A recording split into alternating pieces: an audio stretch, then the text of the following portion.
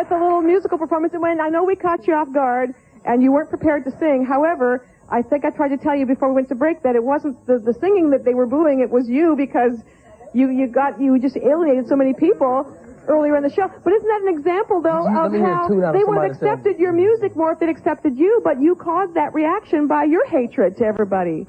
You know? So, did you... If I do make it, they ain't gonna pay me. Did you like his singing? Yeah, it was good, but for a moment it sounded like the cat had your tongue. That's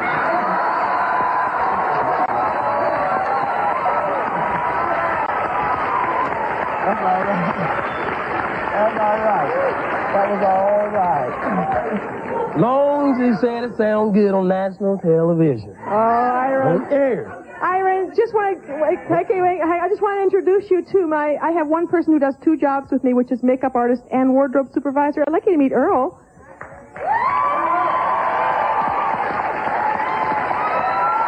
Okay.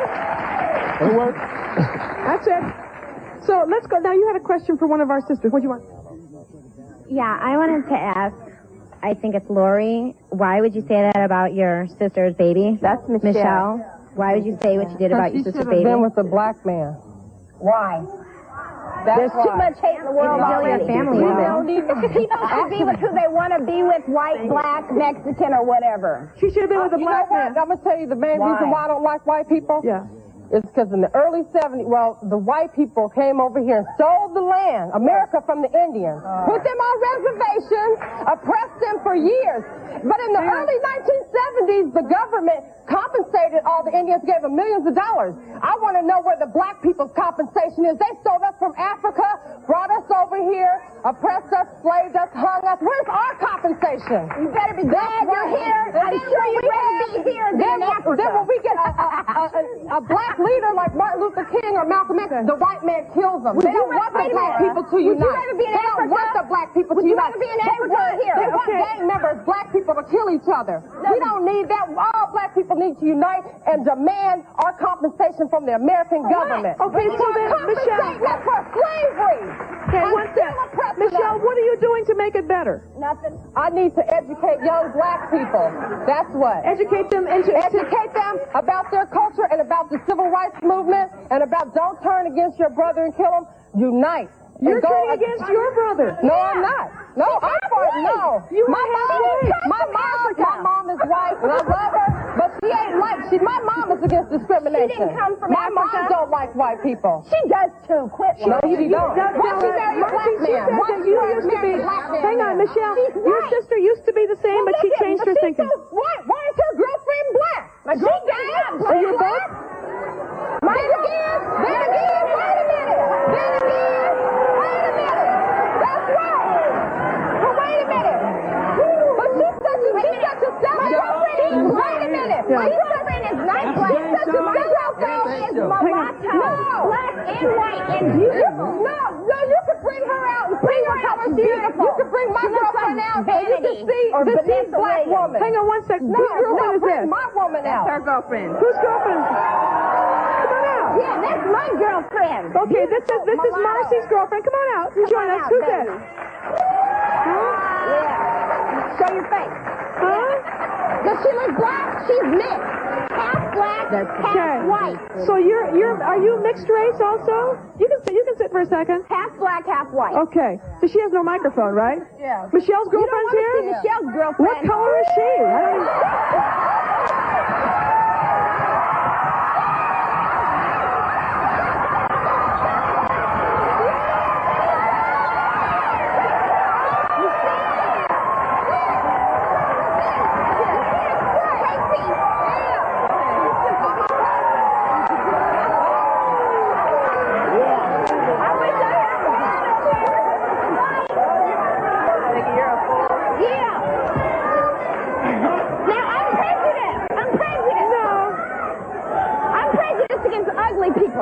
I'd like to welcome Dr. Elizabeth D. Taylor. She is Doctor of Human Behavior and the author of this book. It's called Straight Up, A Teenager's Guide to Taking Charge of Your Life.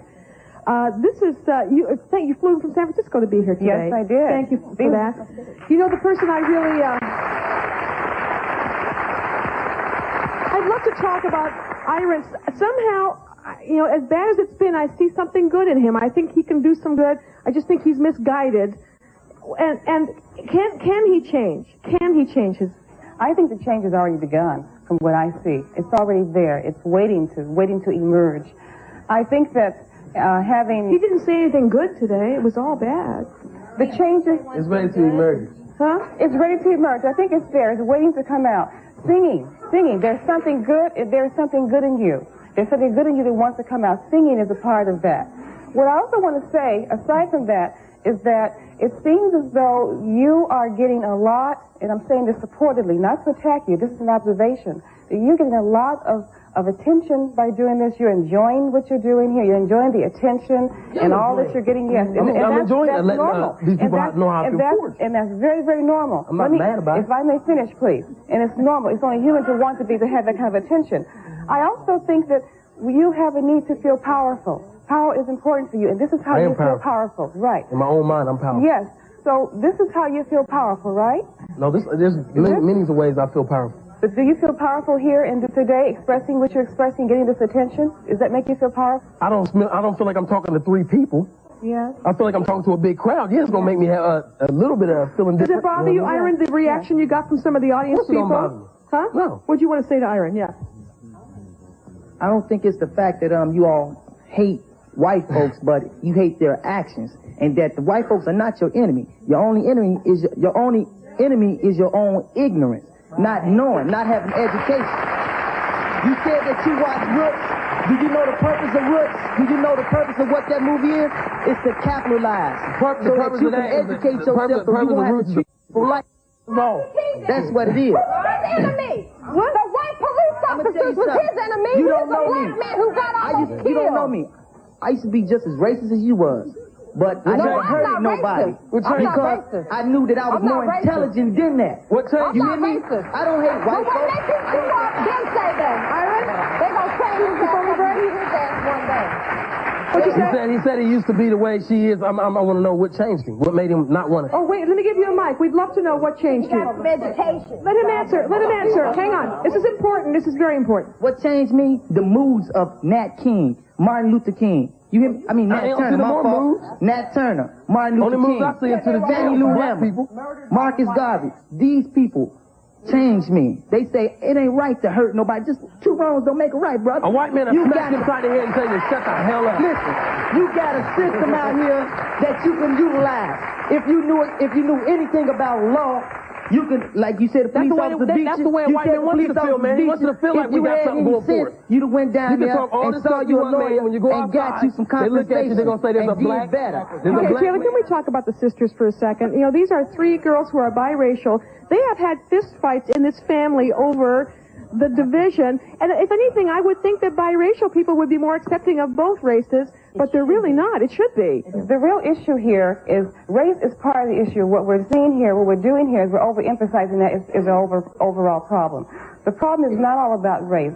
What we have here is what I see, a relationship with hatred, a relationship with anger and pain. There's pain, there's anger, there's hatred, and there's ultimately self-destruction, all in the intent to have power in the world.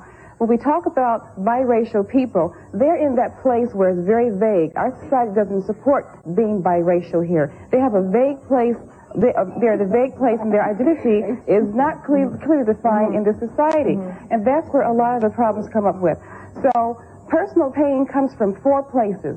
Racial experience is a very real, legitimate place where our pain comes from. Our pain also comes from our childhood experiences, what happened to us as we grew up, with our parents and relationships with other relatives. Our personal pain comes from the lack of an identity and what I call an overemphasis with the costume, the color, the gender, when we're much more than that. When we don't have a full understanding of who we are, there's a lot of pain behind they that. had some great points today. A lot of the guests said we have been prejudiced against. You know, we have been mistrusted, abused because we are black. Yes, and you can't deny that. We know what happened. And there's no denying of that. That is very legitimate, and what these people are expressing on this show is very legitimate.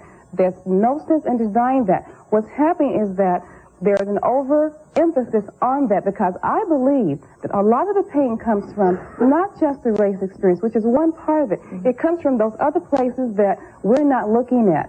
what happened to us as children, who we are, how we define ourselves, and when we define ourselves in a very limited sense, it's not so easy to define yourself when you're biracial. And the fourth place, if I may, excuse me, the fourth place is the lack of tools. The lack of tools. Iron, please, if I may, I'm here to support you. Okay. The last place where the pain comes from is our lack of tools to maneuver ourselves in the world. Life skills, if you want to call them that. Our social institutions do not give that to us. So we're in pain, and we react overly to race when we do not focus on those other places where our pain comes from. And there are also over 1 million biracial couples in the United States. 1.25 million biracial couples, which means more biracial children. And it means we do need some attention. But the only thing I wanted to add before we go is that if you've been the object of hatred, giving hatred back is not the answer. It's not the answer. Thank you very much, Dr. Goodyear. Thank you all.